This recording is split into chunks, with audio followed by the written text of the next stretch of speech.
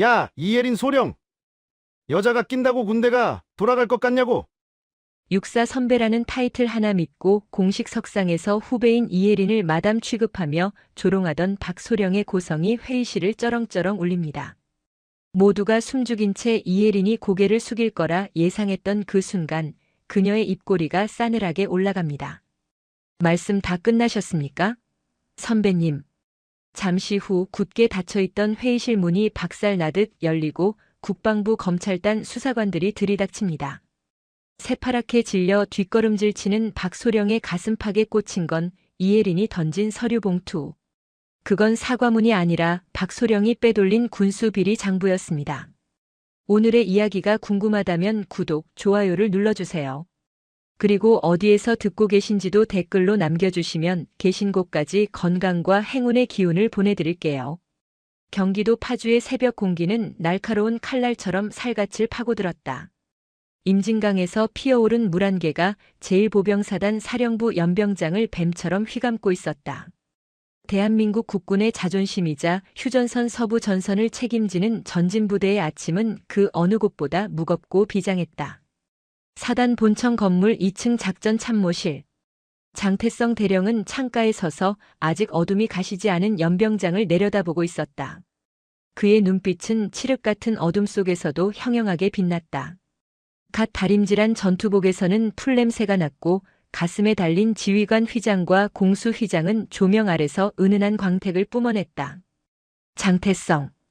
그는 육군사관학교를 수석으로 졸업한 뒤 전방 수색 중대장, 특전사 팀장, GOP 대대장, 연대장을 거쳐 이곳 전진부대의 작전참모라는 중책을 맡고 있었다. 그에게 군대는 집이자 종교였고 적을 타격하여 섬멸하는 것만이 군인의 유일한 존재 이유였다. 똑똑. 짧고 건조한 노크 소리가 정적을 깼다. 들어와. 장태성이 굵은 목소리로 답했다. 문이 열리고 작전과장 박중령이 들어왔다. 박중령의 얼굴은 며칠째 이어진 야근으로 인해 푸석했다. 충성. 작전과장입니다. 금일 제52대 사단장 취임식 행사 최종 리허설 준비 완료되었습니다. 장태성은 천천히 몸을 돌렸다. 의전과랑 협조는 끝났나? 네. 군악대 위치 선정 및 예포 발사 타이밍, 그리고 열병 차량 동선까지 전부 재확인했습니다. 1군 단장님 도착 시간인 13시 30분에 맞춰 모든 병력이 도열할 예정입니다. 장태성은 책상 위에 놓인 행사 계획서를 집어들었다. 그의 시선이 매의 눈처럼 서류를 훑어내렸다. 박중령. 예 참모님. 도열 병력 간격 다시 체크해. 어제 리허설 때 보니까 3대대 병력들 오와 열이 미세하게 흐트러지더군. 사단장님 취임식이다. 전진부대의 군기가 고작 그 정도밖에 안 된다는 인상을 줘서야 되겠나. 시정하겠습니다. 3대 대장에게 바로 연락해서 군기 확립 지시하겠습니다. 그리고 장태성이 서류를 탁자에 내려놓으며 미간을 좁혔다. 신임 사단장님 프로필 정보처에서 넘어온 거 있지? 다시 가져와봐. 박중령이 머뭇거리다가 파일 하나를 내밀었다. 장태성은 파일을 펼쳤다. 첫 장에 박힌 증명사진이 그의 눈에 들어왔다. 단정한 쇼커트 머리에 지적인 인상을 주는 여성 장군. 이예린 소장. 장태성의 인매가 비틀렸다. 육군 내에서 이예린 소장의 이름은 유명했다. 야전 지휘관 경력보다는 국방부 정보본부, 한미연합사 정보참모부 등 정책과 정보 분석 분야에서 잔뼈가 굵은 인물이었다. 드론봇 전투단 창설 기획과 사이버전 대응 교리 작성의 주역이라고는 하나 장태성의 기준에서 그녀는 흙먼지 냄새를 모르는 책상 물림에 불과했다. 정보병과 출신이라. 장태성이 혼잣말처럼 중얼거렸다. 천하의 전진부대 사단장의 정보통이라니. 육군본부 인사참모부가 드디어 돌았군. 참모님, 그래도 합참에서 인정받는 전략가라고 들었습니다. 북한군 비대칭 전력 분석에서는 타의 추종을 불허한다고. 박중령이 조심스럽게 거들었지만 장태성은 코웃음을 쳤다. 전략? 전쟁은 모니터 화면 속에서 하는 게 아니야. 여기는 파주다. 개성에서 서울까지 불과 1시간 거리야. 적의 기계화 부대가 밀고 내려오면 그걸 막아내는 건 화력과 기동력이지 분석 보고서 쪼가리가 아니라고. 장태성은 파일을 덮어버렸다. 그의 신념은 확고했다. 강력한 포병 화력과 전차 부대의 충격력만이 전쟁의 승패를 결정한다. 그에게 있어 정보나 사이버전은 보병과 기갑이 진격하기 위한 보조수단일 뿐이었다. 걱정이군. 오자마자 예하 부대 순시한다고 폼이나 잡고 다니면서 병사들 피곤하게나 하지 말아야 할 텐데. 저 참모님. 그래도 이번 사단장님은 국방개혁의 상징적인 인물이라 상부의 기대가 크다고 합니다. 기대 같은 소리 하고 있네. 여기는 정치판이 아니야. 당장 적의 총구가 우리 미간을 겨누고 있는 최전방이다. 여자의 섬세함 따위가 통할 곳이 아니란 말이다. 장태성은 시계를 보았다. 오전 6시 30분. 아직 취임식까지는 시간이 꽤 남아 있었다. 박중령, 나가서 행사 준비 계속해. 나는 상황실 들러서 간밤에 특이 사항 없었는지 확인하고 갈 테니까. 예, 알겠습니다. 전진. 박중령이 경례를 하고 나갔다. 장태성은 전투복 상의를 매무새 있게 고쳐 입었다. 거울 속에 비친 그의 모습은 빈틈없는 야전 군인의 표상 그 자체였다. 그는 오늘 신임 사단장에게 확실히 보여줄 생각이었다. 전진부대의 작전은 작전 참모인 자신이 꽉 잡고 있으니 사단장은 그저 행정적인 결재나 하며 자리를 지키면 된다는 것을. 그 오만이 어떤 파국을 불러올지 그때의 그는 짐작조차 하지 못했다. 사단 본청 지하 2층. 육중한 방폭문을 통과하면 나타나는 지휘통제실은 부대의 심장과도 같은 곳이었다. 수십 개의 대형 모니터가 벽면을 가득 채우고 있었고 그 화면 속에는 GOP 철책선의 실시간 영상, 전방 감시 레이더의 스캔 화면 그리고 주요 도로의 교통 상황이 쉴 새 없이 흘러가고 있었다. 평소라면 상황병들의 보고 소리와 키보드 두드리는 소리로 분주했을 이곳이 오늘따라 묘하게 조용했다. 취임식 준비로 인해 필수 근무자를 제외한 대부분의 참모가 지상으로 올라갔기 때문이다. 장태성은 익숙한 걸음으로 상황실 중앙의 지휘 단상으로 향했다. 그때였다. 그의 시선이 작전 상황판 앞 한 구석에 멈췄다. 뭐야? 민간인 복장을 한 여성이 팔짱을 낀 채 대형 지도를 들여다보고 있었다. 회색 정장 바지에 흰색 블라우스, 그 위에 짙은 네이비색 트렌치 코트를 걸친 중년의 여성이었다. 그녀의 목에는 방문증 목걸이가 걸려 있었지만 뒤돌아 있어서 얼굴은 보이지 않았다. 장태성의 미간이 찌푸려졌다. 이곳은 2급 비밀 구역이다. 인가받지 않은 민간인이 그것도 수행원 하나 없이 홀로 작전 지도를 보고 있다는 건 보안 사고였다. 그는 성큼성큼 그녀에게 다가갔다. 거기 누구십니까? 장태성의 목소리에는 날카로운 가시가 돋쳐 있었다. 여성이 천천히 고개를 돌렸다. 화장기 없는 수수한 얼굴이었지만 눈빛만은 깊고 서늘했다. 그녀는 장태성을 보고도 당황하는 기색이 전혀 없었다. 아, 지도 좀 보고 있었습니다. 그녀의 목소리는 차분했다. 마치 미술관에서 그림을 감상하다가 큐레이터를 만난 관람객 같은 태도였다. 장태성은 기가 찼다. 군인이 다가와서 신원을 묻는데 관등 성명은커녕 지도 좀 보고 있었다니. 여기가 어딘지 알고 들어오신 겁니까? 여기는 작전 통제 구역입니다.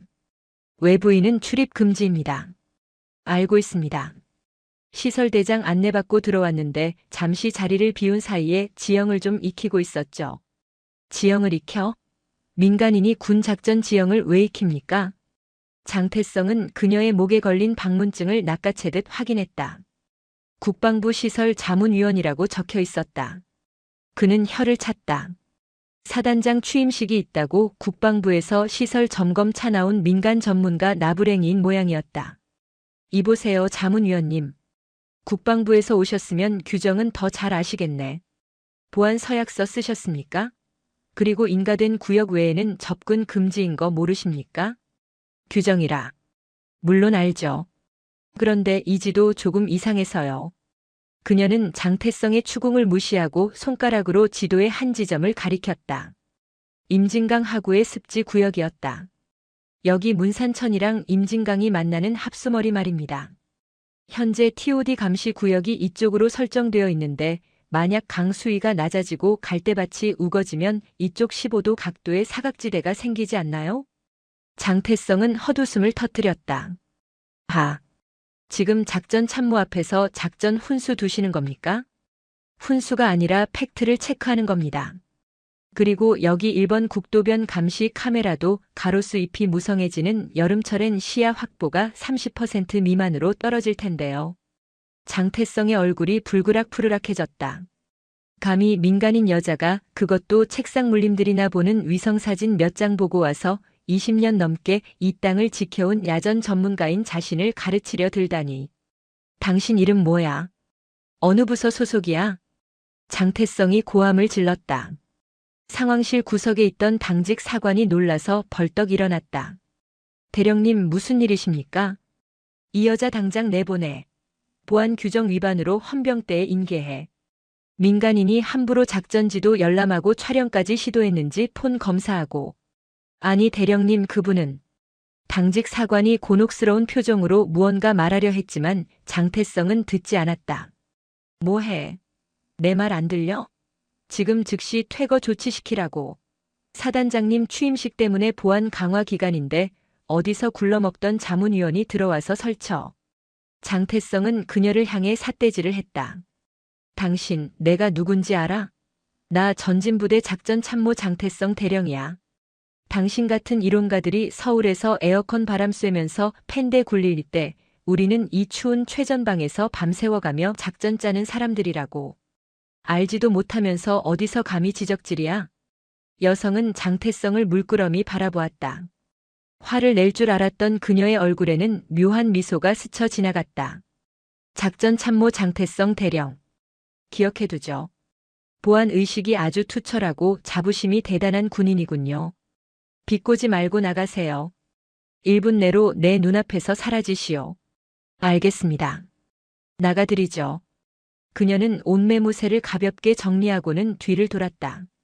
또각또각. 구두 굽소리가 지휘통제실의 정막을 울렸다.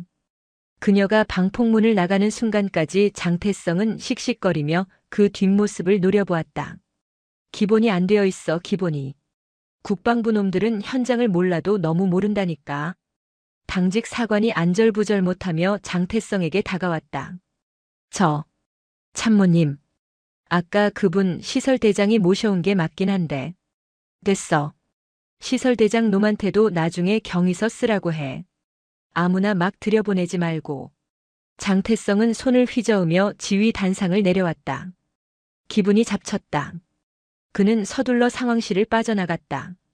자신이 방금 쫓아낸 그 민간인이 누구인지 그리고 그 오만한 삿대질이 자신의 군 생활을 송두리째 뒤흔들 폭풍의 서막이었음을 그는 꿈에도 모른 채. 오후 1시 30분. 제1보병사단 대연병장은 장엄한 긴장감으로 팽팽했다.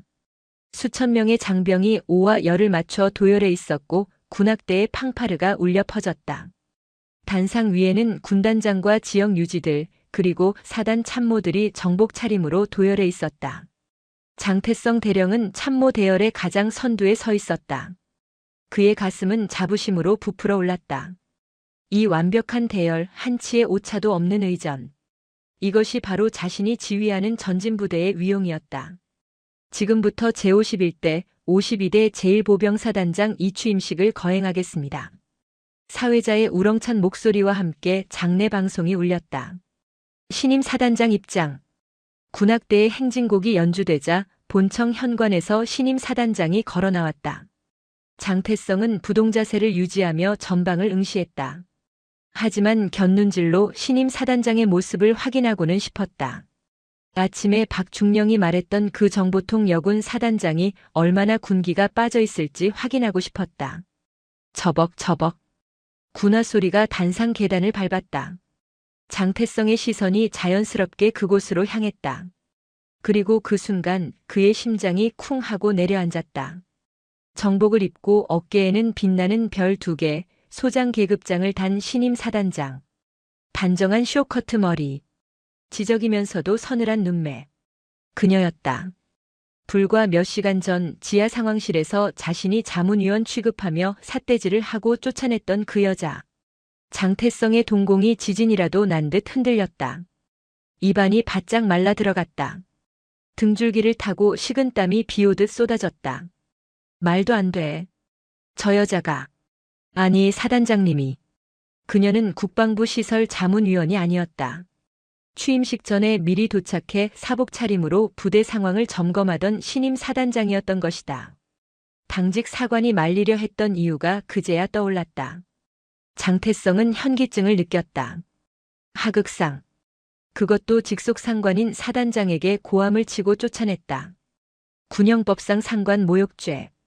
옷을 벗는 것만으로는 끝나지 않을 대형 사고였다. 이혜린 소장은 단상 중앙에 섰다. 그녀는 천천히 도열한 참모들을 훑어보았다. 그녀의 시선이 장태성에게 닿았다. 장태성은 숨을 쉴 수가 없었다. 하지만 그녀는 아무런 표정 변화 없이 시선을 거두었다.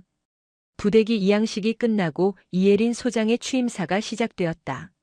자랑스러운 전진부대 장병 여러분. 마이크를 통해 울려 퍼지는 그녀의 목소리는 지하 상황실에서 들었던 차분함과는 달랐다. 힘이 있었고 명확했다. 나는 오늘 취임하기 전 우리 부대의 가장 깊은 곳을 먼저 보았습니다. 화려한 연병장이 아닌 어두운 상황실과 벙커를 말입니다. 장태성의 얼굴이 흑빛으로 변했다. 그곳에서 나는 우리 부대가 가진 뜨거운 열정과 자부심을 확인했습니다. 하지만 동시에 우리가 가진 맹점 또한 발견했습니다. 이혜린 소장은 잠시 말을 멈추고 연설문을 내려놓았다. 우리는 지금껏 화력과 병력이라는 눈에 보이는 힘만을 믿어왔습니다. 하지만 현대전은 다릅니다. 보이지 않는 적, 들리지 않는 침투, 그리고 데이터 속에 숨겨진 위협. 이것을 보지 못하는 군대는 아무리 강한 주먹을 가졌어도 눈먼 장님에 불과합니다. 그녀의 연설은 기존의 지휘관들이 하던 때려잡자 북한군식의 훈화와는 차원이 달랐다. 과거의 영광에 취해 새로운 변화를 거부하는 오만함. 내 방식만이 정답이라고 믿는 독선. 그것이 우리 전진부대를 무너뜨릴 가장 큰 내부의 적입니다. 장태성은 고개를 들 수가 없었다. 그 모든 말이 자신을 향한 비수처럼 느껴졌다. 나는 여러분에게 약속합니다. 나는 책상머리에서 펜대나 굴리는 지휘관이 되지 않을 것입니다. 하지만 무작정 돌격 앞으로만 외치는 무식한 지휘관도 되지 않을 것입니다. 우리는 스마트하게 싸우고 냉철하게 이길 것입니다. 예상. 전진. 장병들의 경례 구호가 연병장을 뒤흔들었다. 장태성은 기계적으로 경례를 올렸지만 손끝이 파르르 떨리고 있었다. 행사가 모두 끝나고 본청 2층 사단장실 앞. 장태성은 죄인처럼 서 있었다. 전속부관이 문을 열고 나왔다. 작전 참모님, 사단장님께서 찾으십니다. 장태성은 마른 침을 삼키고 방 안으로 들어갔다. 이혜린 소장은 정복 상의를 벗고 셔츠 차림으로 집무 책상에 앉아 있었다. 그녀의 책상 위에는 아침에 장태성이 보았던 그 상황실 지도가 펼쳐져 있었다. 작전 참모 장태성 대령. 용무 있어 왔습니다. 장태성이 굳은 목소리로 관등 성명을 댔다. 이혜린 소장이 천천히 고개를 들었다. 어서 오게 장 대령. 아침에는 아주 패기가 넘치던데 지금은 왜 그렇게 위축되어 있나? 죽을 죄를 지었습니다. 신분을 확인하지 않고 결례를 범했습니다. 어떠한 처벌도 달게 받겠습니다. 장태성은 고개를 깊이 숙였다. 처벌이라. 이혜린은 자리에서 일어나 장태성 앞으로 다가왔다. 자네가 아침에 했던 행동, 보안 규정상으로는 틀린 게 아니었어. 신원 미상자가 통제 구역에 있으면 쫓아내는 게 맞지. 하지만 자네의 태도에는 문제가 있었어. 그녀의 눈빛이 매서워졌다. 자네는 내 신분을 확인하려 하지 않았어. 그저 민간인 여자라는 겉모습만 보고 판단했지. 그리고 자네가 가진 20년의 경험만이 절대적이라고 믿고 내 의견을 묵살했어. 그게 바로 정보 실패야. 적을 있는 그대로 보지 않고 보고 싶은 대로 보는 것. 명심하겠습니다. 자네를 징계위원회에 회부할 생각은 없어. 자네의 그 불같은 성격과 추진력은 전시에 필요한 덕목이기도 하니까. 장태성은 의외라는 듯 고개를 들었다. 다만 자네의 그 굳어버린 머리를 좀 깨트려야겠어. 이혜리는 책상 위에 있는 서류 한 장을 집어 장태성에게 건넸다. 미래 비대칭 위협 대응 전담팀 구성안. 오늘부로 작전 참모직은 유지하되 ETF팀의 팀장을 겸직하도록 해. 구성원은 내가 직접 선발했네. 장태성은 서류에 적힌 명단을 보았다. 정보분석관 6급 정서윤, 공병대대 3중대장 대위 박도훈, 통신대대 주임원사 오영식. 하나같이 사단 내에서 괴짜나 고문관 취급을 받는 인물들이었다. 정서윤은 매번 회의 때마다 딴지를 걸어 미운 털이 박힌 군무원이었고, 박도훈은 드론 덕후라 불리며 훈련 때마다 엉뚱한 짓을 하는 장교였으며, 오영식 원사는 정년만 기다리는 뒷방 늙은이였다. 이 사람들을 데리고 무엇을 하라는 말씀입니까? 한 달 뒤에 있을 군단급 기동훈련. 거기서 우리 사단의 대항군 역할을 자네 팀이 맡게. 대항군 말씀이십니까? 그래. 북한군의 최신 비대칭 전술, 드론, 사이버 공격, 특수전 침투. 자네가 무시했던 그 이론과 잡기술들을 총동원해서 우리 사단의 방어선을 뚫어봐.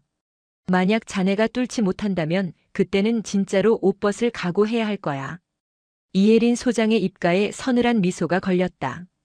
자네가 그토록 자랑하던 전진부대의 재래식 방어망이 얼마나 허술한지 자네 손으로 직접 증명해보라고. 이게 내 첫 번째 명령이야.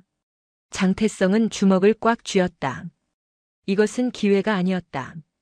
치욕스러운 시험대였다.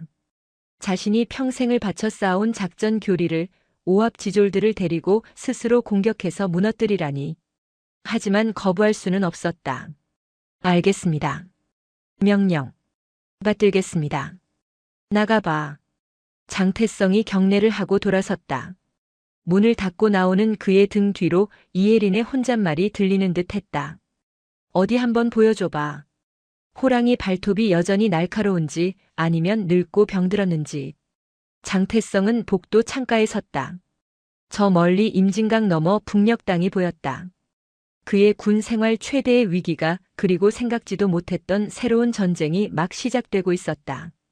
사단 사령부 본청 건물 뒤편 잡동사니를 쌓아두던 컨테이너 막사 뒤로 낡은 반지하 입구가 보였다. 페인트가 벗겨져 흉물스러운 철문 위에는 A4 용지에 매직으로 흘겨 쓴 미래 위협 대응 전담팀이라는 글씨가 청테이프로 대충 붙어 있었다. 장태성 대령은 그 처참한 꼴을 보며 깊은 한숨을 내쉬었다. 이곳은 과거 통신 중개소로 쓰이다가 장비가 신형으로 교체되면서 방치된 폐건물이었다. 퀴퀴한 곰팡이 냄새가 코를 찔렀다. 사단장은 그에게 기회를 준 것이 아니라 그를 쓰레기장에 처박아 둔 것이 분명했다. 기익. 녹슨 경첩이 비명을 질렀다. 장태성이 문을 열고 들어서자 어둑한 실내가 드러났다. 형광등 하나가 깜빡거리고 있었고 그 아래 제각기 흩어져 있는 3명의 인간이 보였다. 충성.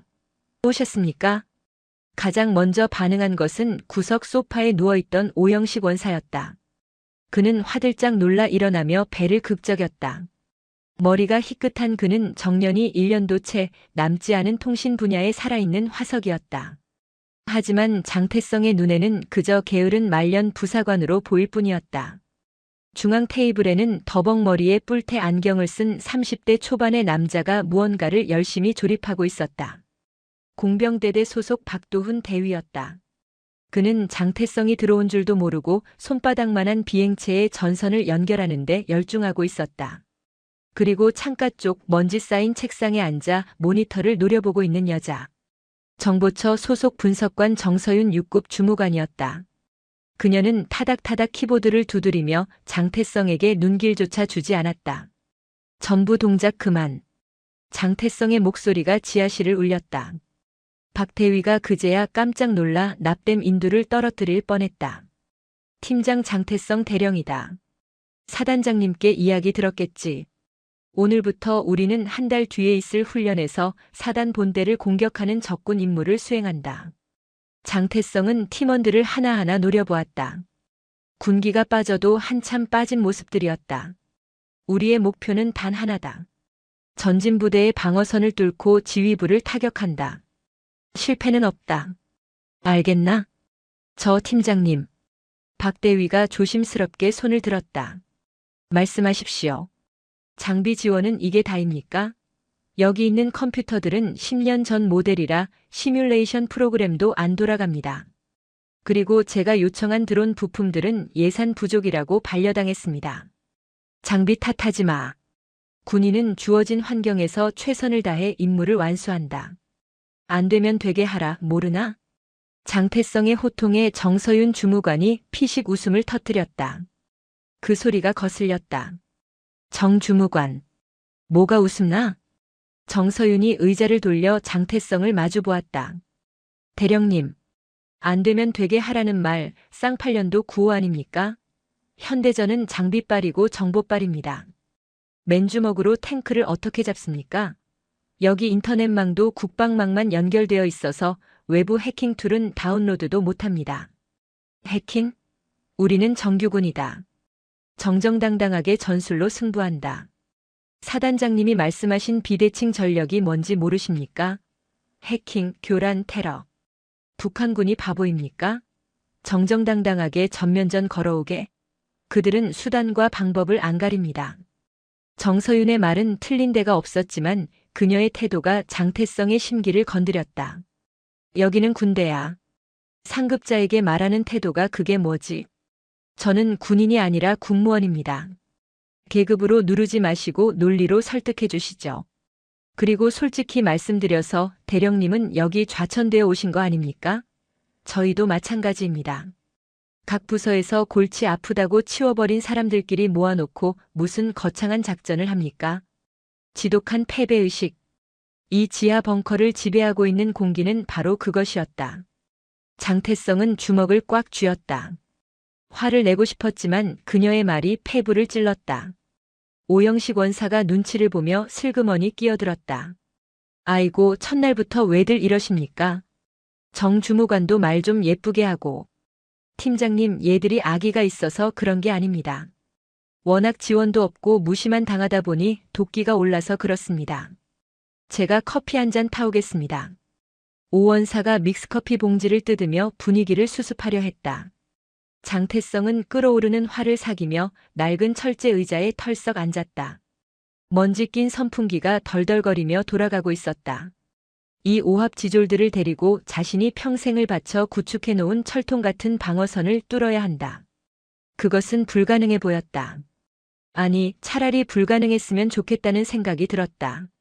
자신의 방어선이 이런 떨거지들에게 뚫린다면 그것이야말로 자신의 군 생활 전체가 부정당하는 일일 테니까. 일주일이 지났다. 상황은 나아지지 않았다. 장태성은 기존의 특수전 전술 교리에 따라 침투 계획을 짰지만 팀원들의 반응은 냉담했다. 밤 10시. 비가 추적추적 내리는 지하실. 장태성은 작전 지도를 펼쳐놓고 열변을 토하고 있었다. 야간을 틈타 임진강 갈대숲을 통해 수색대대 매복선을 우회한다. 이후 1번 국도 하수관로를 따라 사령부 외곽까지 접근 경계병 교대 시간에 맞춰 철조망을 절단하고 침투한다. 이게 내 계획이다. 침묵이 흘렀다. 박도훈 대위가 난감한 표정으로 머리를 극적였고 정서윤 주무관은 한숨을 내쉬었다. 박 대위 의견 있나? 팀장님. 임진강 갈대숲 루트는 작년에 열상 감시 장비가 신형으로 교체되면서 개미 새끼 한 마리도 못 지나갑니다. 갈대 온도가 주변보다 조금만 높아져도 바로 경보 울립니다. 체온 차단 피복을 입으면 된다. 그거 입고 하수관로 못 들어갑니다. 부피가 커서요. 그리고 하수관로 입구에는 진동 감지 센서가 매설되어 있습니다. 3년 전에 대령님이 직접 결제해서 설치한 겁니다. 장태성은 말문이 막혔다. 맞다. 자신이 설치했다. 적의 침투를 완벽하게 차단하기 위해. 정서윤이 덧붙였다. 그리고 철조망 절단. 요즘 철조망은 절단하는 순간 회로가 끊어지면서 상황실에 위치 전송됩니다. 영화를 너무 많이 보셨네요. 장태성의 얼굴이 붉어졌다. 자신이 만든 완벽한 방패가 지금 자신의 창을 모두 부러뜨리고 있었다. 그럼 어쩌라는 건가? 방법이 없다는 거야? 장태성이 소리쳤다. 그때였다. 구석에서 조용히 커피를 마시던 오영식 원사가 입을 열었다. 저기 팀장님, 정문으로 들어가는 건 어떻습니까? 정문? 미쳤나? 거긴 헌병들이 24시간 눈을 부라리고 있는데. 아니, 총 들고 싸우면서 들어가는 거 말고요. 그냥 걸어서요. 오원사가 시익 웃으며 주머니에서 낡은 수첩을 꺼냈다. 제가 통신대대에 30년 있지 않았습니까? 사령부 들어오는 식자재 납품 차량, 세탁 차량, 정화조 차량. 기사님들 연락처가 여기다 있습니다.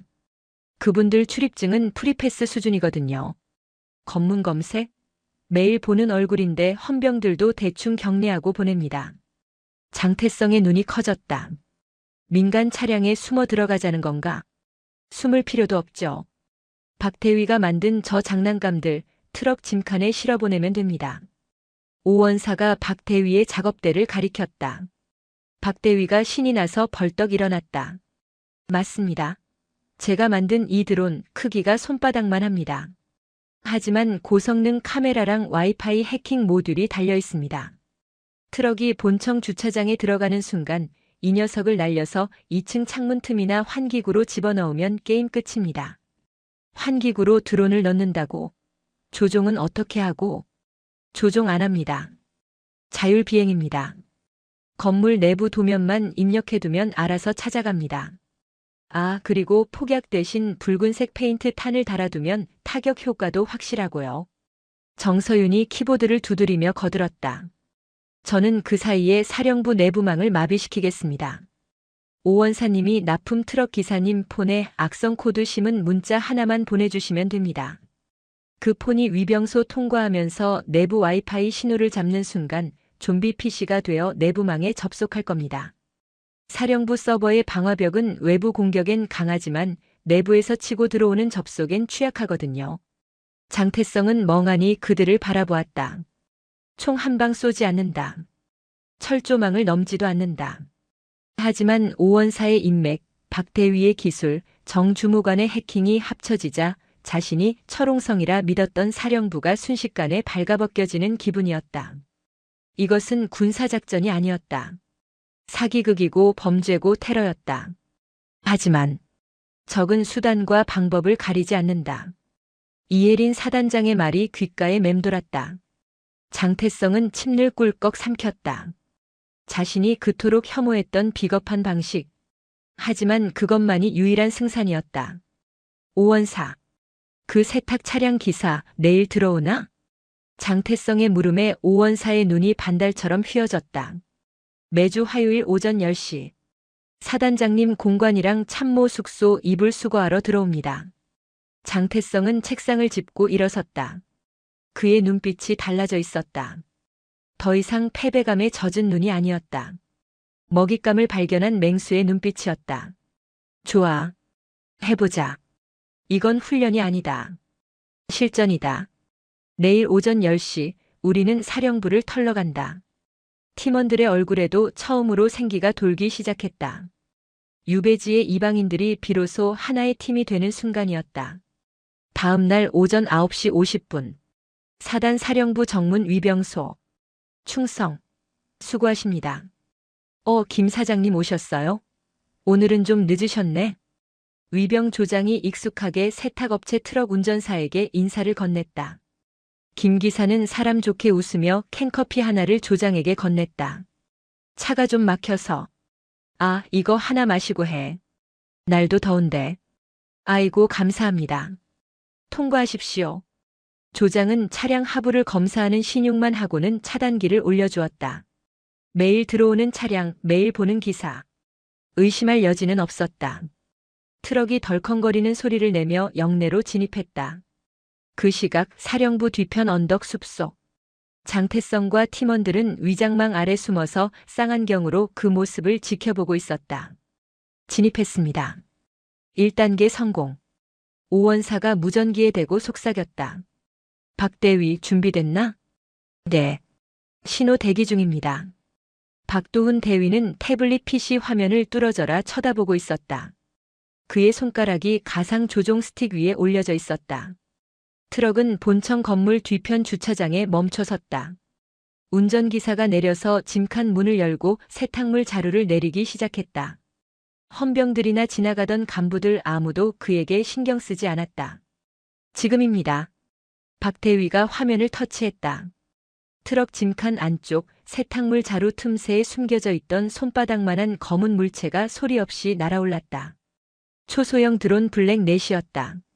모기 날개 소리 정도의 미세한 소음만 낼 뿐 대낮의 소음 속에 묻혀 누구도 눈치채지 못했다.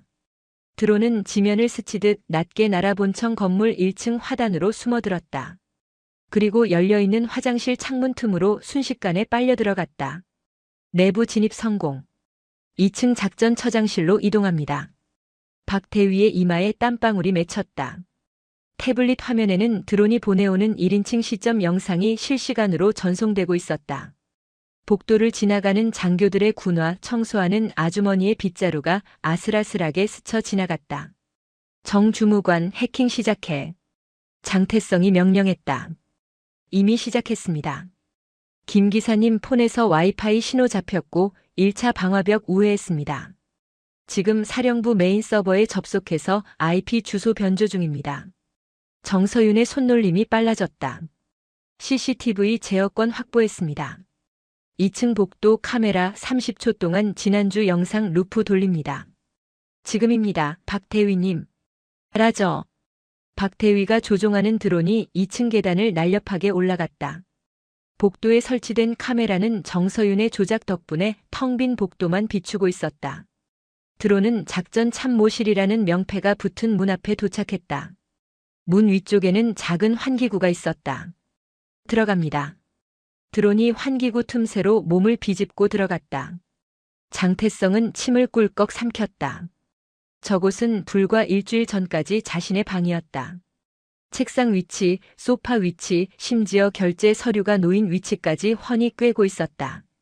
화면 속에 익숙한 집무실 풍경이 드러났다. 현재 작전 참모 대리 임무를 수행 중인 박중령이 책상에 앉아 졸고 있는 모습이 보였다. 목표 확인. 박중령입니다. 격발. 장태성이 나지막이 말했다. 박대위가 버튼을 눌렀다. 드론 하단부가 열리며 붉은색 페인트가 담긴 캡슐이 투하되었다. 톡. 아주 작은 소리와 함께 캡슐이 박중령의 정복 어깨 위로 떨어져 터졌다. 붉은색 액체가 선명하게 번졌다. 뭐야? 박중령이 깜짝 놀라 일어났다. 그는 어깨를 만져보고는 소스라치게 놀랐다. 피인 줄 알았던 것이다. 하지만 곧 그것이 페인트임을 깨닫고 천장을 올려다보았다. 윙 하는 소리와 함께 드론은 이미 환기구로 사라진 뒤였다. 침투 완료. 타격 성공. 귀환합니다. 박대위가 주먹을 불끈 쥐었다. 정서윤도 안경을 치켜올리며 희미하게 미소 지었다. 오원사는 킬킬거리며 엄지를 치켜 세웠다. 장태성은 망원경을 내렸다. 가슴 속에서 기묘한 감정이 솟구쳤다. 그것은 통쾌함이었다. 자신이 평생을 몸담았던 그리고 자신을 내친 거대한 조직을 고작 장난감 드론과 세탁 트럭으로 농락했다는 사실이 주는 짜릿함. 동시에 서늘한 공포가 밀려왔다. 만약 저게 페인트가 아니라 탄저균 가루였다면, 살인 가스였다면, 전진부대의 지휘부는 오늘 전멸했을 것이다. 사단장이 옳았어. 그는 인정할 수밖에 없었다. 자신이 믿었던 성벽은 모래성과 같았다. 철수한다. 흔적 남기지 마. 장태성이 뒤를 돌았다. 대령님, 어디 가십니까? 성공했는데 회식이라도 해야죠. 오원사가 물었다. 상황실로 간다. 박중령 놈 지금쯤 난리가 났을 텐데 얼마나 당황하고 있는지 구경은 해야 할 거 아냐. 장태성의 입가에 비릿한 미소가 걸렸다. 그는 이제 더 이상 쫓겨난 패잔병이 아니었다. 사단 전체를 공포에 떨게 할 가장 위험하고 치명적인 가상 적군의 리더가 된 것이다. 페인트 드론 습격 사건은 사단 전체를 발칵 뒤집어 놓았다. 작전처장 대리박 중령은 붉은 페인트로 범벅이 된 정복을 입은 채 씩씩거렸고 헌병대는 뒤늦게 영내를 봉쇄했지만 전담팀은 이미 유유히 꼬리를 감춘 뒤였다. 이혜린 사단장은 징계 대신 즉각적인 훈련 개시를 명령했다. 지금 이 시간부로 군단급 기동 훈련을 개시한다. 대항군은 이미 침투했다. 전 부대 진돗개 하나 발령. 사이렌 소리가 파주의 하늘을 찢었다. 사단 지휘 통제실은 벌집을 쑤셔놓은 듯 했다. 그러나 진짜 악몽은 이제부터였다. 지하 벙커 상황실. 대형 스크린에 표시되던 전방부대 배치 현황판이 지지직거리기 시작했다. 통신보안. 1년대 현재 상황 보고하라. 통신보안. 여기는 1년대 지휘소. 치직. 치지직. 통신장교가 헤드셋을 벗어 던지며 소리쳤다. 통신망이 먹통입니다. 전술 지휘 통제 체계 서버 접속이 불안정합니다. 무슨 소리야? 예비 회선으로 돌려. 작전과장이 고함을 질렀다. 하지만 돌아오는 대답은 절망적이었다. 예비 회선도 응답이 없습니다. 스파이더 체계 전 구간에 과부하가 걸렸습니다. 디도스 공격이 의심됩니다. 그 시각 폐건물 지하 벙커. 정서윤 주무관은 에너지 드링크를 들이켜며 키보드를 피아니스트처럼 두드리고 있었다. 그녀의 모니터에는 사단 통신망의 트래픽 흐름이 폭포수처럼 쏟아져 내리고 있었다. 지난번 세탁 차량 기사님 폰을 통해 심어둔 백도어가 아주 효자 노릇을 하네요. 내부망 접속 권한을 얻어내서 트래픽을 무한 루프로 돌리고 있습니다. 지금 사단 지휘부는 서로에게 고함치는 것 말고는 할 수 있는 게 없을 겁니다. 장태성 대령은 팔짱을 낀 채 그 광경을 지켜보았다. 예전 같으면 비겁한 해킹이라고 비난했을 일이다. 하지만 지금 그는 전율을 느끼고 있었다. 총 한 방 쏘지 않고 수천 명의 병력을 마비시켰다. 이것이 현대전이었다. 눈을 멀게 했으니 이제 귀를 막을 차례군. 오원사. 예, 팀장님. 오영식 원사가 구형 무전기를 들고 희죽 웃었다. 지금 사단 예하 부대들은 디지털 통신망이 끊겨서 구형 아날로그 무전기, 즉 FM 무전으로 전환했을 겁니다. 제가 30년 통신 밥 먹으면서 사단 내 모든 주파수랑 암호 체계는 줄줄이 꿰고 있죠. 자, 이제부터 제가 가짜 사단장이 되어볼까요? 오원사는 주파수를 맞추고 목을 가다듬었다. 놀랍게도 그의 목소리는 사단 지휘 통제실의 당직 사령 목소리와 소름 끼치도록 똑같이 변조되어 있었다. 현망의 알림. 여기는 본부. 작전 명령 변경한다. 1.1연대는 즉시 현 위치를 이탈하여 문산천 방어선으로 이동하라. 반복한다. 문산천 방어선으로 전력 질주하라. 지하 벙커의 스피커를 통해 당황한 연대장의 목소리가 흘러나왔다. 본부, 여기는 1.1연대장. 문산천은 우리 방어구역이 아니다. 다시 확인 바란다. 오원사가 능청스럽게 대꾸했다. 저기 파주 방면으로 우회 기동 중이라는 첩보가 입수됐다.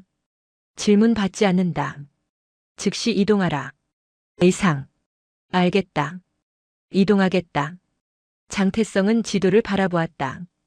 1.1연대가 문산천으로 이동하면 사단 사령부로 통하는 1번 국도는 텅 비게 된다. 박대위, 자네 차례다. 드론 띄워. 예. 공격 드론 편대 이륙합니다. 박도훈 대위가 조종관을 잡았다. 폐건물 옥상에서 수십 대의 드론이 일제히 날아올랐다. 진짜 폭탄은 없었지만 레이더 상에는 마치 적의 대규모 기계화 부대나 헬기 강습 부대가 침투하는 것처럼 보이도록 전파를 교란하는 장비가 달려 있었다.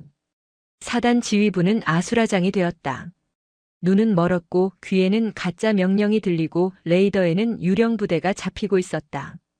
거대한 공룡인 전진부대가 보이지 않는 개미떼에게 물어뜯겨 비명을 지르고 있었다. 사단 사령부는 혼란의 도가니였다. 이혜린 사단장은 지휘 단상에 서서 흔들림 없이 상황판을 응시하고 있었다.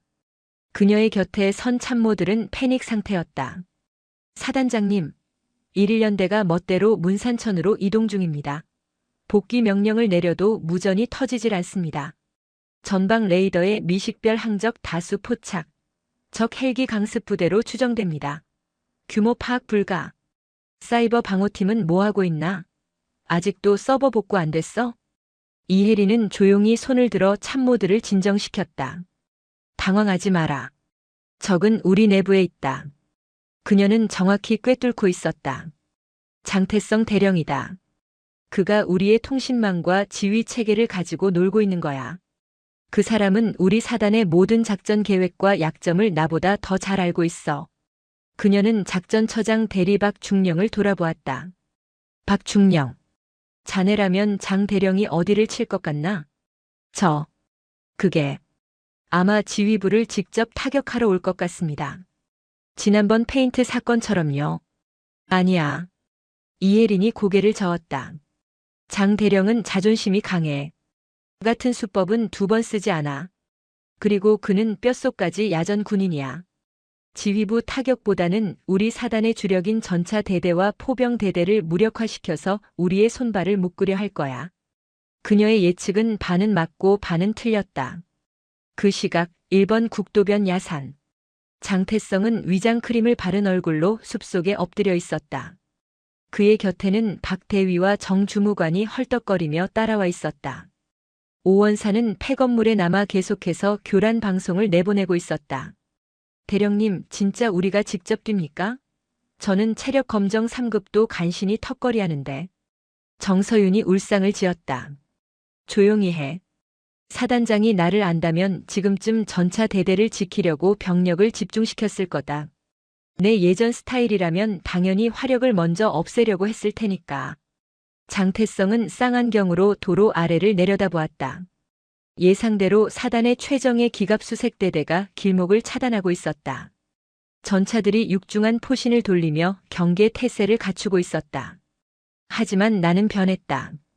장태성이 씩 웃었다. 박대위, 자네가 만든 그 소리 통 준비됐나? 물론입니다. 고출력 스피커 드론 대기 중입니다. 띄워. 목표는 전차 대대 후방 500m 지점이다. 드론이 소리 없이 날아올랐다. 잠시 후 전차 대대 후방 숲속에서 굉음이 울려 퍼졌다. 마치 대규모 교전이 벌어진 듯한 총성과 폭발음이었다. 실제로는 고성능 스피커에서 나오는 녹음된 소리였지만 긴장해 있던 전차병들에게는 실제 상황처럼 들렸다. 저기다. 후방이다. 놈들이 뒤를 쳤다. 전차 대대의 무전망이 혼선으로 비명을 질렀다. 전차장들이 해치를 열고 고개를 내밀었다. 포탑 6시 방향. 후방 경계. 육중한 전차들이 좁은 도로에서 방향을 틀기 위해 우왕좌왕했다. 그 과정에서 도로를 막고 있던 방어벽과 충돌하고 서로의 기동을 방해하는 병목 현상이 발생했다. 지금이다. 정주무관. 장태성이 신호를 보냈다. 네네 갑니다 가요. 정서윤이 태블릿 PC를 조작했다.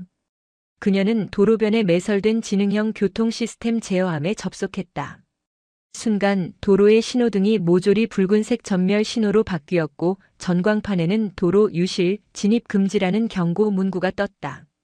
민간 차량들이 놀라서 멈춰섰고 전차 부대와 뒤엉키면서 도로는 완벽한 주차장으로 변해버렸다. 전진 부대의 가장 강력한 창인 기갑 부대가 총 한 방 맞지 않고 교통체증 속에 갇혀버린 것이다.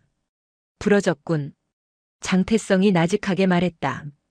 그는 자신이 그토록 자랑스러워했던 기계화 부대가 고작 스피커 소리와 신호등 조작에 무력화되는 꼴을 보며 씁쓸함을 느꼈다.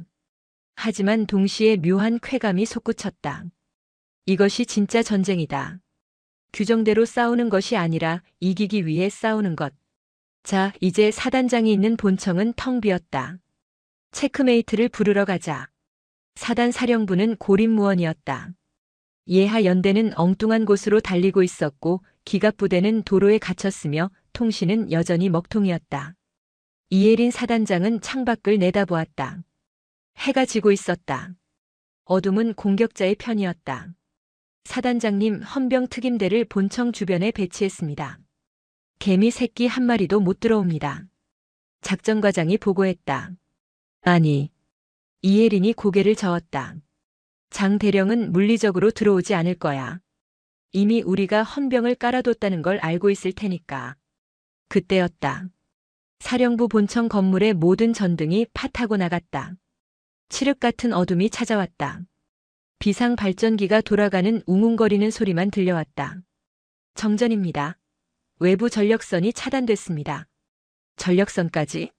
설마 변전소를 폭파한 건가? 아니었다. 장태성은 폭파 따위는 하지 않았다. 그저 정서윤을 시켜 한국전력공사의 스마트 그리드 시스템을 해킹해 해당 구역으로 들어가는 전력 공급을 원격으로 차단했을 뿐이었다. 어둠 속에서 이혜린의 스마트폰이 진동했다. 발신자 표시 제한. 그녀는 직감적으로 전화를 받았다. 장태성 대령인가? 수화기 너머로 장태성의 덤덤한 목소리가 들려왔다. 충성. 사단장님, 지금 창밖을 봐주시겠습니까? 이혜린은 블라인드를 걷었다. 어두운 연병장 상공에 수백 개의 작은 불빛들이 반짝이고 있었다. 반딧불이? 아니었다. 드론이었다. 박도훈 대위가 밤새워 코딩한 군집 비행 드론 300대가 사령부 건물을 포위하듯 에워싸고 있었다.